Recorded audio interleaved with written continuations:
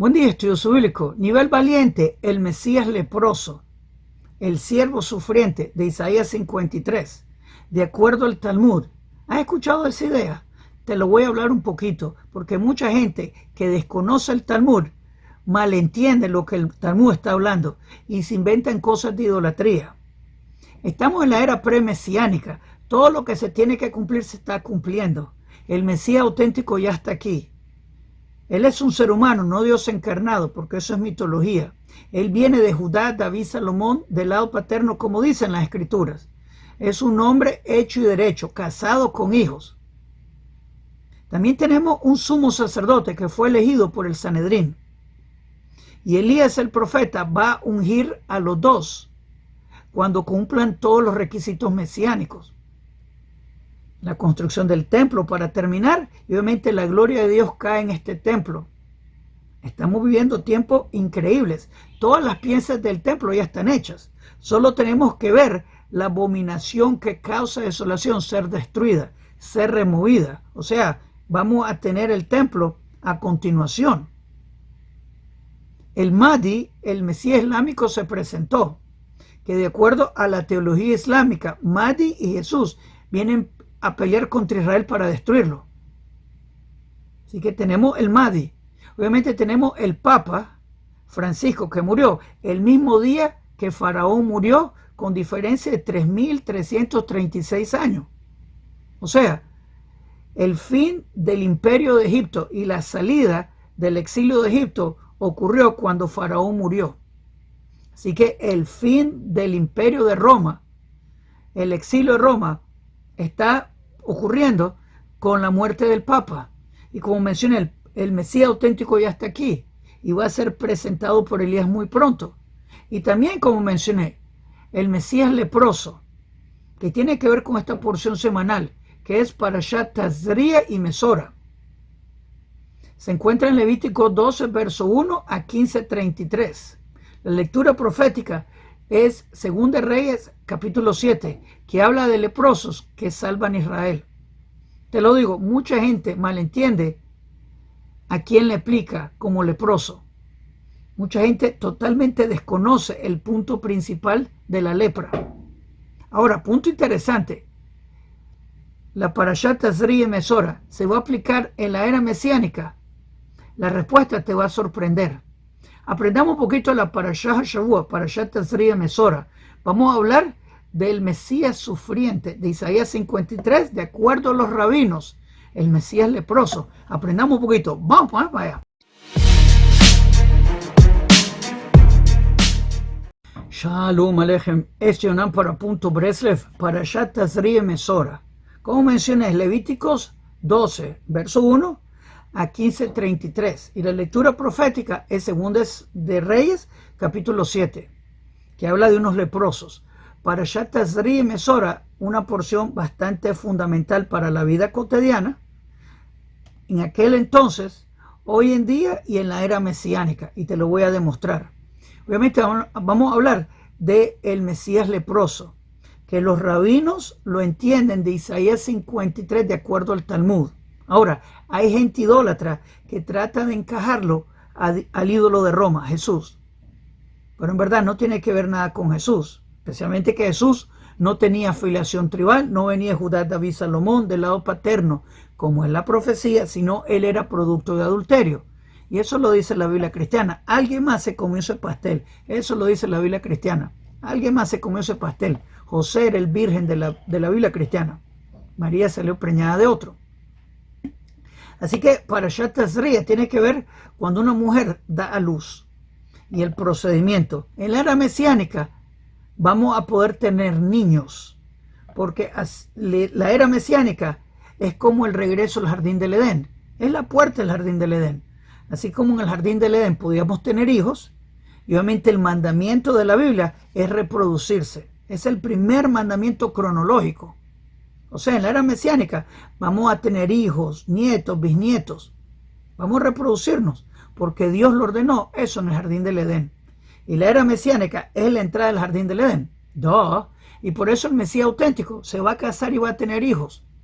Porque ese es el orden de Dios. El Mesías auténtico, que ya está aquí, él está casado con hijos. No es problema. La idolatría tiene un problema con eso porque ellos consideran su ídolo un Mesías Dios encarnado. Y para ellos un Dios encarnado no puede tener hijos. Pero para ellos un Dios santo embarazó a una mujer casada. Así que ni siquiera lógica tiene lo que ellos están argumentando. ¿Me entienden? Así que las personas en la era mesiánica van a poder tener hijos. Es el mandamiento de Dios. Inclusive ya no va a haber gente infértil. Así que no va a haber enfermedades, no va a haber muerte. Obviamente hay gente que tal vez es incrédula, que me dicen, tal vez va a haber sobrepopulación. Dios ordenó reproducirse, o sea, Dios va a proveer. Ese no es mi problema. El departamento de recibir providencia, Dios es el proveedor, así que eso no tiene que ser mi problema. Yo obedezco el mandamiento de Dios, así de simple. Y esa es la persona de fe que tiene esa mentalidad. Ok, así que tenemos Tazria y también tenemos Metzora, que tiene que ver con lepra. Tengo varios puntos interesantes concerniendo la lepra y obviamente un punto importante que la gente desconoce concerniendo la lepra que quiero dejar al final. Y como mencioné, también voy a hablar del Mesías leproso que los rabinos entienden de Isaías 53, de acuerdo al Talmud, que es bastante diferente de lo que dice la Biblia hebrea y te lo voy a explicar. Así que el primer punto de Parashat Tazria y Mesora. Tenemos 18 puntos aquí. La impureza no es un castigo, sino un mensaje. Así que cuando la mujer concibe y da luz a un varón, queda impura por ciertos días, y cuando da luz a una mujer, le da el doble. Pero esta impureza no es un pecado, sino es un estado. Tal vez es difícil comprender porque la persona se ensucia con un lodo y se ve sucio. Así que no es una suciedad que la persona ve, es una impureza que Dios entiende. Dios no nos mandó a entender, Dios nos mandó a obedecer. Esta es una alarma espiritual. Así que muchas personas quieren entender. En los mandamientos de la Torá comenzamos nosotros. Naaseh benishma, vamos a hacer y vamos a escuchar. No dijimos vamos a entender y entonces hacer. Porque la Torá es todo sobre fe. Inclusive te lo voy a explicar porque mucha gente malentiende. El judaísmo de Torá, que viene de Moisés, que viene de la mano de Dios en el monte de Sinaí, es todo sobre fe. Los dos y tres mandamientos, primero, segundo, tercer mandamiento, los 10 mandamientos, son todo fe. Yo soy Hashem tu Dios, no tendrás otros dioses frente de mí, no tomarás el nombre de Dios en vano. Todo tiene que ver con fe. Y como dicen los salmos, sus mandamientos son fe. O como dice Habacuc, el justo vive por su fe. O sea, así como Abraham, que tenía 52 años cuando abortó la idolatría de Roma, porque te recuerdo que Constantino adoraba Nimrod, y él estableció la religión de Roma con la idea de Nimrod, el dios sol. Por eso la hostia se guarda en una cúpula de sol, que embaraza a la Virgen perpetua, la Madre de Dios, la Reina de los cielos, que es Simeramis, que es María, pero también es Ala, la Reina de los cielos, que da luz al niño Dios, que es Jesús, que es Tamuz. Y Abraham, teniendo 52 años, abortó la idolatría de Roma. Y él tuvo fe en el Dios único.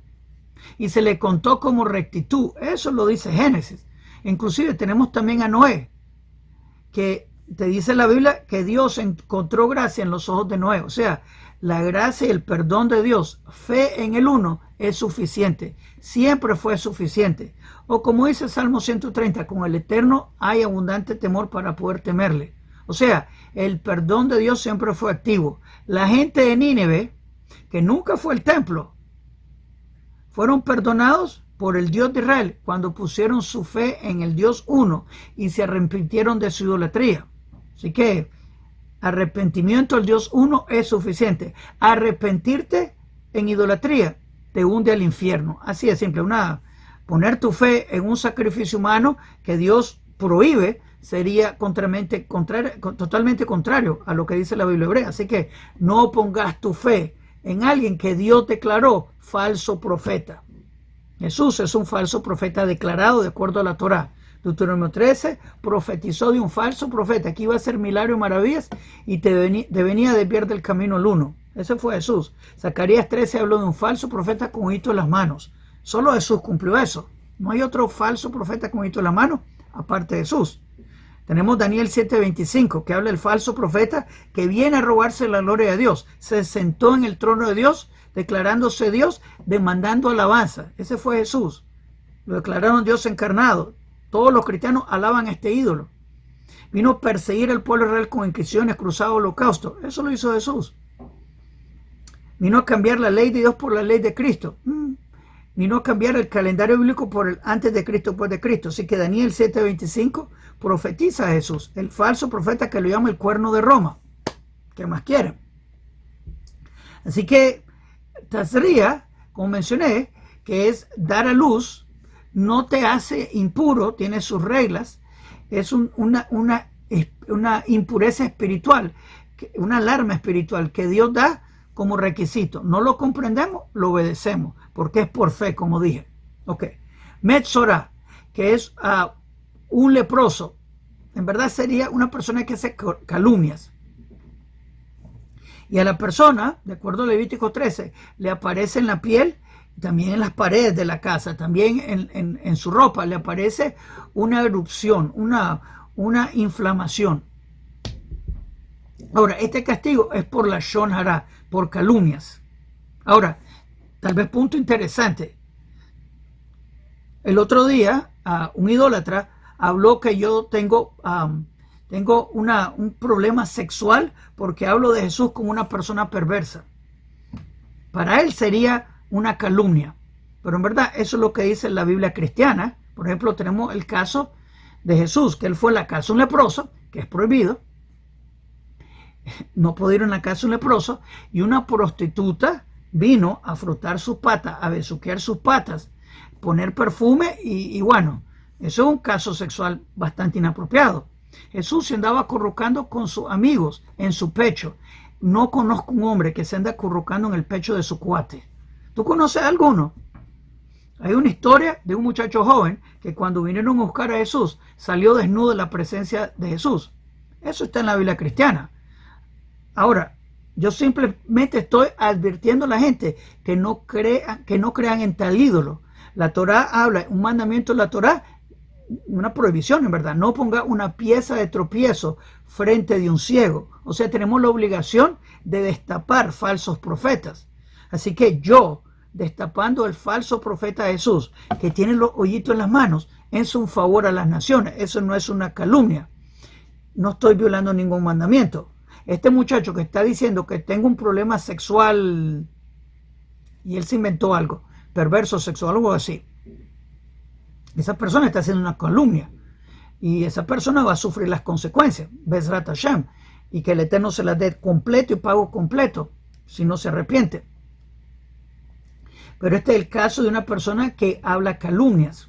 Destapar un idólatra o idolatría no es una calumnia. ¿Te acordás de Elías? Se estaba burlando de la gente de Baal, no, bueno, de la idolatría de Baal, no de la gente. Tal vez tu Dios se fue al baño, tal vez tu Dios está ocupado. Y bueno, así que tenemos el permiso de la Torah de burlarnos de la idolatría. No tanto, y en verdad yo no lo haría, de burlarme de la persona. Mira, aquel es narizón, aquel es bajito, aquel es gordo. Yo nunca haría eso. Porque en verdad, ¿cuál es el punto? Dan Ben Abraham es un hereje. Pero nunca hablaría mal de él, de su apariencia física. O él es alto. Ok, él es alto, pero ese es su favor, lo que Dios le dio. Muy bien, nunca hablaría mal de Dan Ben Abraham como su persona o de su familia, sino simplemente es un hereje y no hay que escucharlo, ¿me entienden? Es una diferencia bastante grande. Dan Ben Abraham es un hereje que lleva a la gente al infierno. Eso es verdad. Él enseña idolatría y lleva a la gente al infierno. Es verdad. Pero de su persona nunca hablaría. No. Este muchacho también, que se me escape el nombre. Él está hablando mal de mí, de su persona. Yo nunca hablaría mal de su persona porque eso sería bastante deshonesto. Y ese no es el punto. Este muchacho, ¿cómo se llama? Se llama Ricardo Esquivel. Yo nunca hablaría mal de él en mi vida por su apariencia. que el Eterno no lo permita. No, nunca lo haría. Eso es falta de ética. Y como mencioné, eso es calumnia. De su idolatría estoy 100% en contra. Su ídolo, un perverso sexual, 100%. Que vino a desviar a todo el mundo a la idolatría de Roma. Por eso Deuteronomio 13, que hace milagros y maravillas. Eso es diferente. Pero bueno. Así que la lepra es un señal del exilio espiritual. Tal vez punto interesante. Al que le afectaba la lepra eran los judíos ortodoxos. Si existía un israelita ortodoxo, a él le caía la lepra. A un secular nunca le caería. ¿Por qué? Porque un secular le da lepra y se va del país, se casa con una gentil, se acabó. ¿Me entienden el punto? Así que la lepra tampoco le caía generalmente a los gentiles impíos. En la Torá le cayó a una persona, a un soldado asirio, que él terminó fe en el uno. O sea, Dios afecta la lepra a aquellas personas que van a actuar y reaccionar correctamente. Pero las personas que no tienen fe en el Creador y le importa un cacahuate, un maní, fe auténtica en el uno, simplemente se deshacen de la lepra. Teóricamente, la persona puede cortarse el lado de la lepra, puede cubrirse el lado de la lepra, las señales de la lepra puede mascararla. Así que, pero eso es la persona que no tiene fe, ¿me entienden? Ese es un punto que yo no entendía antes cuando era joven, pero un punto interesante. Así que la lepra es una señal de exilio espiritual. Y obviamente la persona que tiene lepra va a morar fuera del campamento y eso va a ser su morada. Así que el exilio es como una lepra, es un exilio para la persona leprosa. Separación del santuario, separación de la comunidad. Y como mencioné, en la Biblia cristiana se menciona que Jesús fue a visitar la casa de un leproso. Eso nunca pasaría en la Torá, así que eso no tiene inteligencia bíblica del todo. Y obviamente en la casa de este leproso, le está comiendo la comida con el leproso, que nunca pasaría. Nunca lo sanó tampoco. Diga que Jesús tenía el don de sanidad, nunca lo sanó. Y bueno, obviamente vino la prostituta, vino a frotar sus patas, besuquearon las patas, le puso perfume. Y hay cristianos que me dicen que esa fue la preparación, unción para su muerte. Se me cayó la boca cuando escuché eso. Tremenda tontería. El Mesías auténtico va a ser ungido por Elías el profeta en la cabeza en el Santo Templo. Así que nada que ver, ni por poquito ni por lejos. Obviamente tenemos la historia de Segunda de Reyes, que aparecen los leprosos. Y obviamente estos leprosos, como mencioné, tenían fe en el uno. Y esta historia se cuenta en Segunda de Reyes capítulo 7. Así que estos leprosos, y uno de ellos era el asistente de Elías que terminó con lepra, esta gente tenía fe en el uno. Y por eso hicieron este acto que ellos hubieran agarrado las cosas que encontraron, que eran valiosas, se hubieran ido y se terminó el cuento. Pero estas personas se quedaron en la comunidad israelita porque pertenecían y tenían fe en el Dios uno, cometieron el error y estaban pagando el error. Y la lepra se cura no por medicinas, por fe en el uno y arrepentimiento auténtico. La gente que tiene lepra tenía que estar gritando, leproso, impuro, impuro. Como mencioné, nadie fuera a la casa de un leproso de acuerdo a la ley, eso sería prohibido. Cuando, muchacho cristiano, si tú estás viendo, sin ninguna maldad, nunca te has cuestionado esa idea que Jesús fue a la casa del leproso, nunca lo sanó y comió con esto. Eso es contra la Biblia, total. Ok, como mencioné, tenemos el Mesías auténtico ahora. Y él viene de Judá, David, Salomón del lado paterno. Y Elías el profeta lo va a presentar. Obviamente con el Mesías auténtico trae la era mesiánica. Y Elías el profeta que lo presenta, él tiene el don de sanidad. Obviamente vimos en la Biblia hebrea que él sanó gente, él trajo la resurrección de los muertos.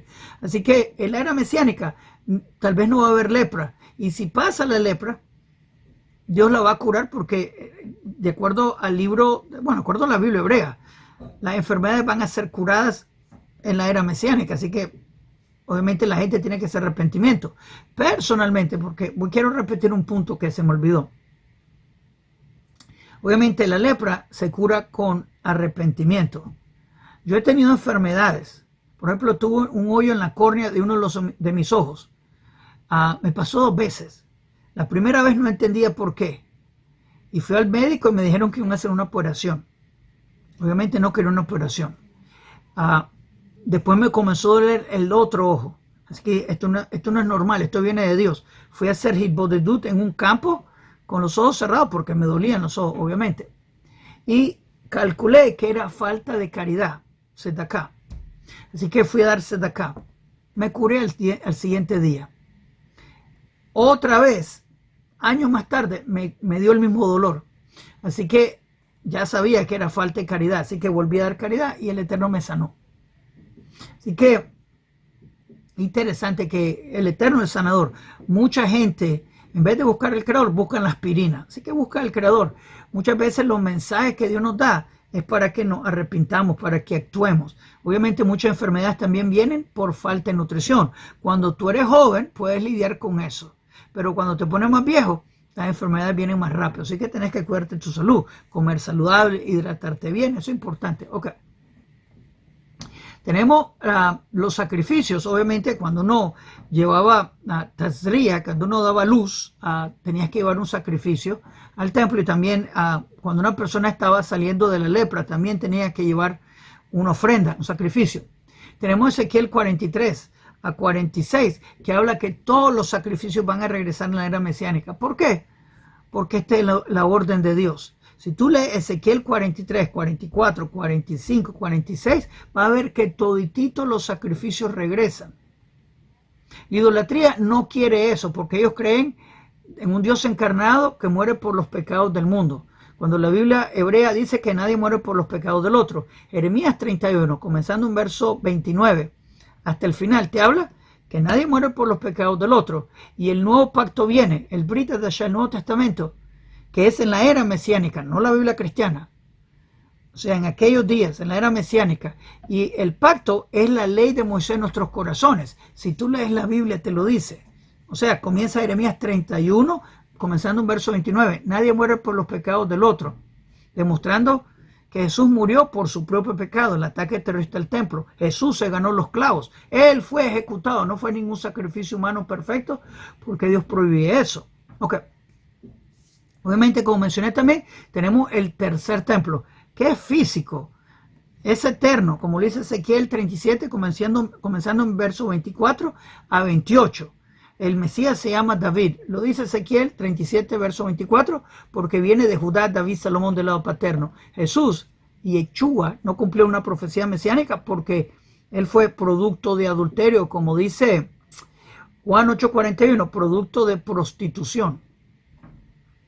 Este muchacho Esquiel, o como se llame, él se molesta con eso. Por eso lo dice la Biblia cristiana.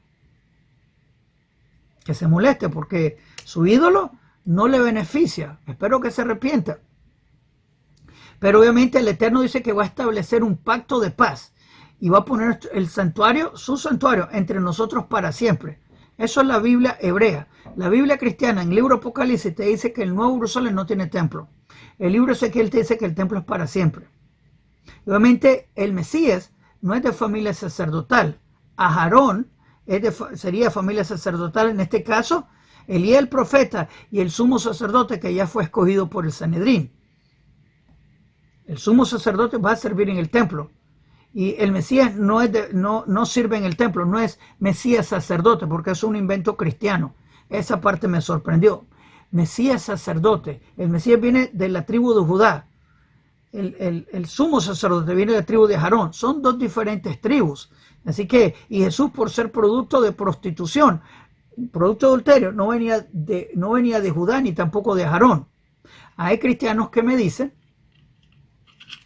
que Jesús venía de línea levítica de Aarón por lado materno.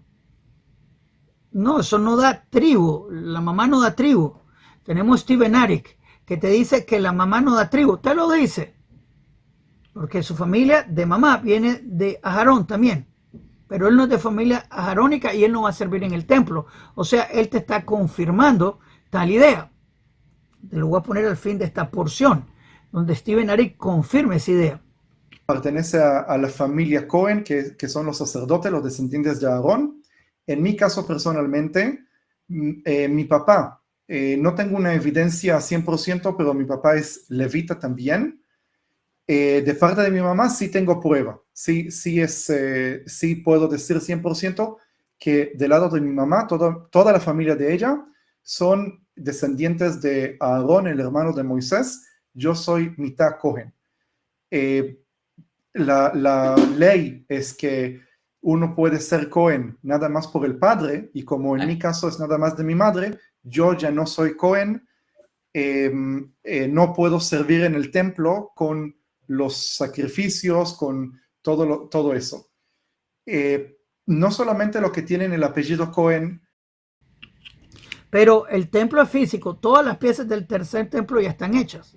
Estamos esperando la abominación que causa desolación, que sea removida. Y eso viene muy pronto. Así que, y el templo es real, visible, eterno. Y todas las naciones van a subir al tercer templo, que se llama la casa de oración para las naciones, como dice Isaías 2, verso 2 a 5. Tenemos Zacarías 14, que dice todas las naciones van a subir a celebrar tabernáculos. Lo dice Zacarías 14. Y el Nuevo Jerusalén, de acuerdo a la Biblia cristiana, no tiene templo. De acuerdo a Ezequiel, el último verso, Jerusalén es para siempre y se llama, van a cambiarle el nombre, Hashem Shama, el Eterno está ahí, en el Santo Templo. Y eso es profecía.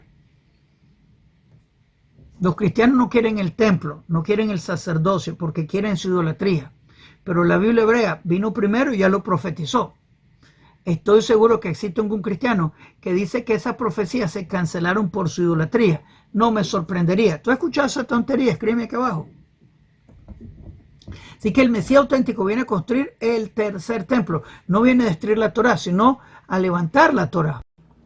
Ok, antes de continuar, quiero darle bienvenida a todos los nuevos. Repórtense de dónde están viendo, díganos cómo le estamos ayudando.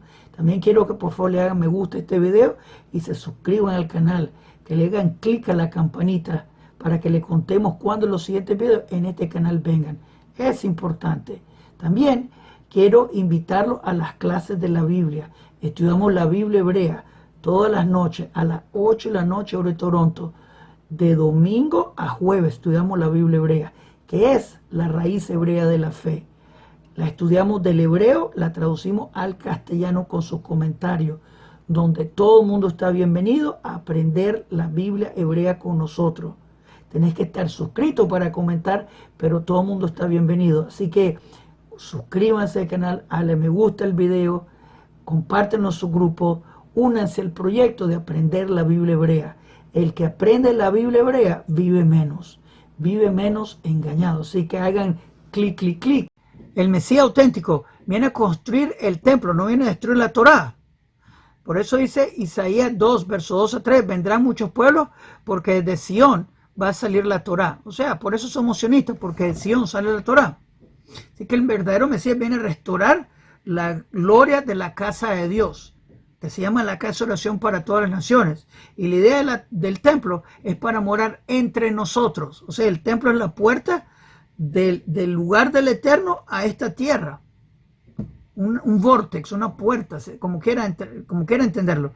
Y es en esta era que comienza, todas las piezas ya están hechas, nos lleva a la era mesiánica y al mundo venidero, que es el regreso al jardín del Edén.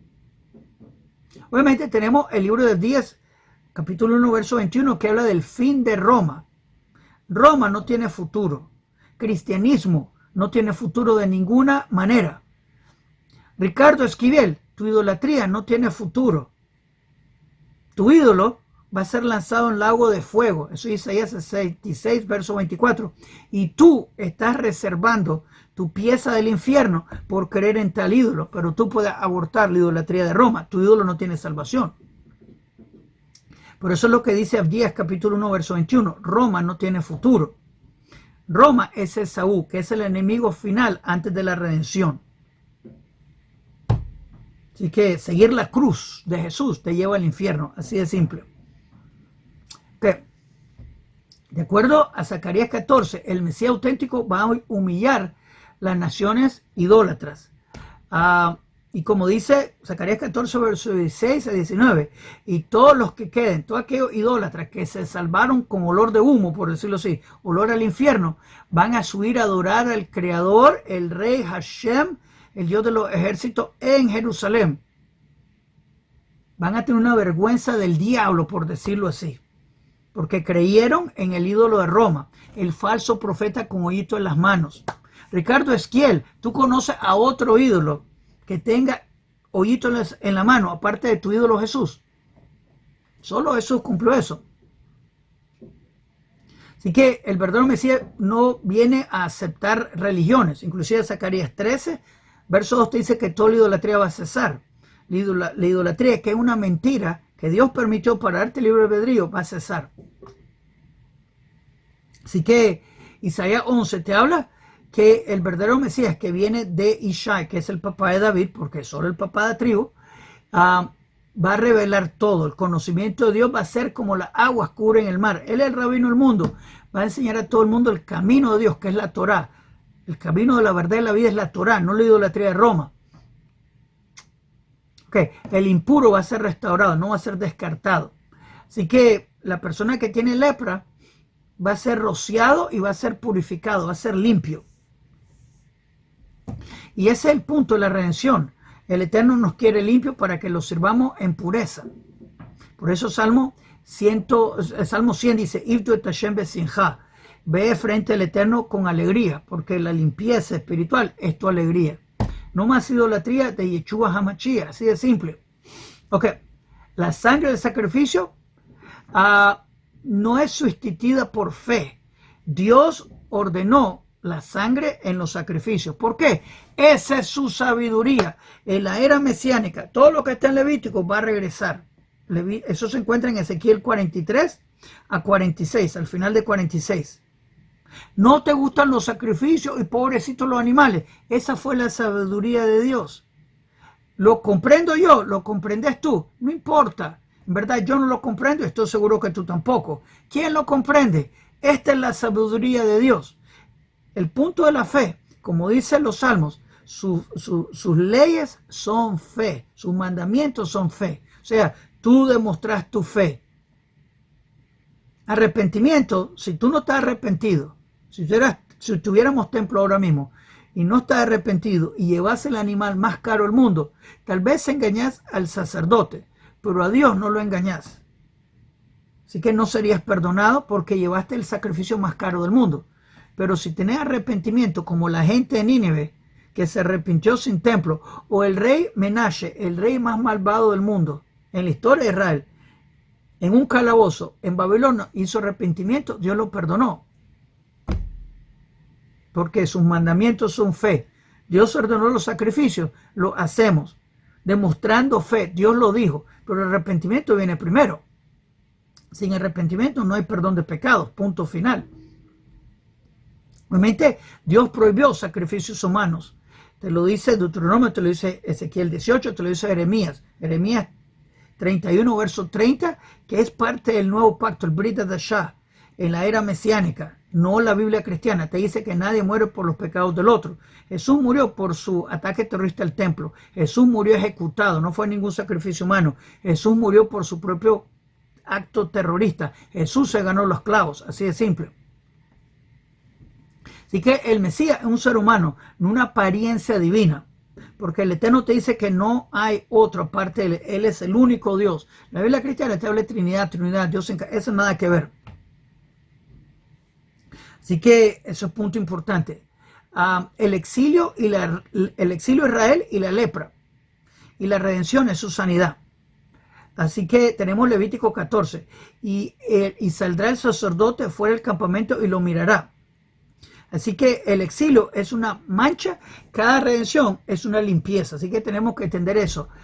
El sacerdote viene a sacarnos del exilio, por decirlo así. Y por eso viene el sumo sacerdote, que ya fue elegido por el Sanedrín, literal. Literal, ya fue elegido. Él va a servir en el templo, Elías sabe eso. Ok. Obviamente el shofar va a anunciar el fin de Roma. Obviamente tenemos Isaías 27, verso 13. Y sucederá en aquel día que se tocará un gran shofar. Encontré interesante que hay cristianos, porque me han escrito, porque tengo un video que suena el shofar, y hay cristianos que me han dicho, qué horrible ese sonido. Esa parte nunca había escuchado de una persona, un ser humano, que encuentre el sonido de shofar maligno.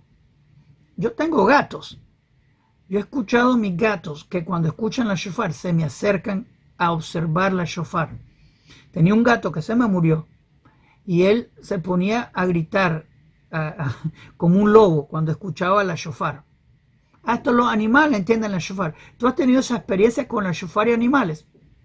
Pero hay cristianos que cuando escuchan la shofar les da odio. Tal vez su alma sienten que su fin está llegando. Tienen su futuro en el infierno. Isaías 66, verso 24. Tal vez es eso. Pero sí, el shofar anuncia el fin de Roma. Cristianismo en todas sus variaciones. Desde el católico, que también viene ahí Islam, vienen los evangélicos, los mesiánicos, los nazratín. El otro día escuché de un pastor que se circuncidó. Mazel tov, ahora eres un idólatra circunciso. Espero que eso lo lleve a arrepentimiento. Así que el verdadero Mesías no viene a morir, sino a gobernar. Como dice Zacarías 9, 9 a 10. Él es justo y victorioso y va a dominar de mar a mar. O sea, el Mesías viene humilde. Eso es lo que significa entrar en un burrito. No significa que viene literalmente en un burrito, porque yo puedo rentar un burrito el domingo en Jerusalén y entrar a Jerusalén un burrito. También dice en Daniel que viene en las nubes, significa que viene rápido. Que viene un burrito significa que es una persona mansa, ¿me entienden? El Mesías auténtico no viene a morir por los pecados del mundo porque Dios prohíbe sacrificios humanos. O sea, la lepra va a terminar y con ella la idolatría. Porque la idolatría es una lepra espiritual. Así de simple. Ahora, punto interesante concerniendo el Mesías leproso del Talmud. La idea del Mesías leproso, el Talmud, se le llama Mashiach ben Yosef. Y este Mesías leproso está intercediendo por el pueblo de Israel, peticionando por el pueblo de Israel. Esta es una idea simplemente talmúdica. Mashiach ben Yosef viene de la tribu de Efraín. De Efraín, no viene de la tribu de Judá, viene de la tribu de Efraín. Es una idea talmúdica. Y Mashiach ben Yosef muere en la guerra Gog de Magog, que es pronto en este tiempo. Jesús no fue Mashiach ben Yosef porque no venía de la tribu de Efraín por ser producto de prostitución, producto de adulterio, como dice la Biblia cristiana. Y obviamente no venía de Efraín ni tampoco de Judá. Jesús murió en la cruz, ejecutado por su crimen, el ataque terrorista al templo. Mashiach ben Yosef muere en la guerra de Gog y Magog, en la era premesiánica. Así que no tiene que ver nada uno con el otro. De nuevo, Jesús por ser producto de adulterio no venía de Judá o Efraín. Mashiach ben Yosef, de Isaías 53, de acuerdo al Talmud, viene de la tribu de Efraín y muere en la guerra de Gog y Magog. Así que absolutamente nada que ver con Jesús. Pero es una idea talmúdica, parábola, que viene de una midrash, de una parábola. O sea que Mashiach ben Yosef no tiene raíz bíblica, simplemente viene una parábola. Y los rabinos lo usan, usando Isaías 53. Una parábola, pero no es real. Jesús no venía de Efraín, ni tampoco Judá por ser producto de adulterio. Así que hay que tener eso claro, porque Dios prohíbe sacrificios humanos y Mashiach ben Yosef muere en la guerra de Gog de Magog. No es clavado en una cruz, ejecutado por criminal. Nada que ver. Así que les deseo un Shabbat Shalom o Mevorah. Si piensa que me faltó algún punto, escríbeme acá abajo. Kol Tuv.